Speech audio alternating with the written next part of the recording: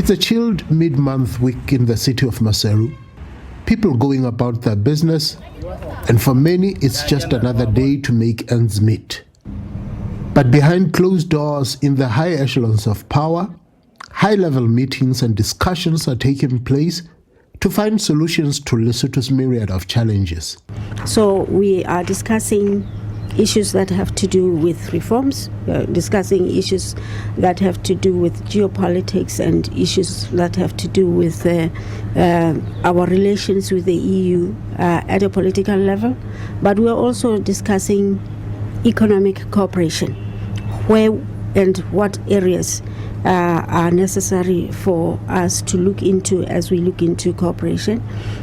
What are the priorities that we have as a country, where we are going, and for alignment. It's very important that we are aligned as we move forward, so that even the taxpayer of the EU, who is the giver in this case many times, the taxpayer is convinced that they are adding value to the lives of Basotho.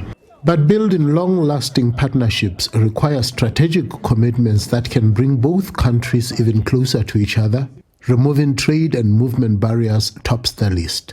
For most of the countries of the EU, we still need visas to come to Lesotho. One would ask, as you're asking, is it necessary? If you are saying tourism is one of the key sectors that we want to develop, is there possibilities that we can lift those so that the citizens of the EU come into Lesotho freely, and they are able, therefore, to bring in transfers to be able to spend in this country and things like those.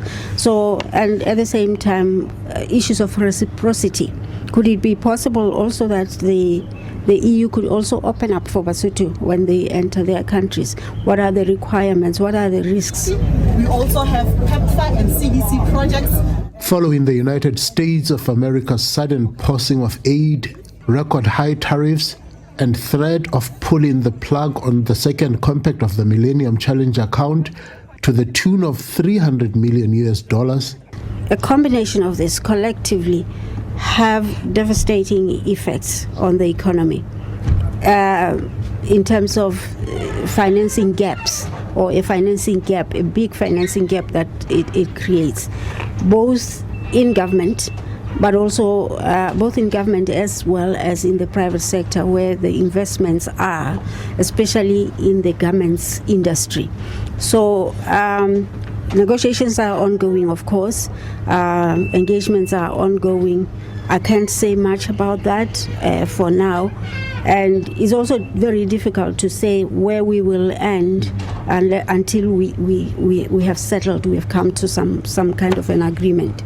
As economic woes continue to bite even harder, and many hold on to their hard-earned cash, the minister warns against resorting to austerity measures. Why am I saying we should not stop spending?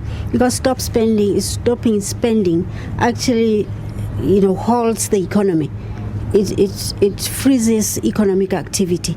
We want economic activity to go on. To unlock exactly. We want it to go on, but let us do so wisely. The signed agreement between Lesotho and EU marked a decisive leap forward and transcends to being blocks of the Lesotho's many envisioned and aspire for advancing governance, renewable energy, and a vibrant society. I'm Rapelang Khatebe for SABC News, Maseru, Lesotho.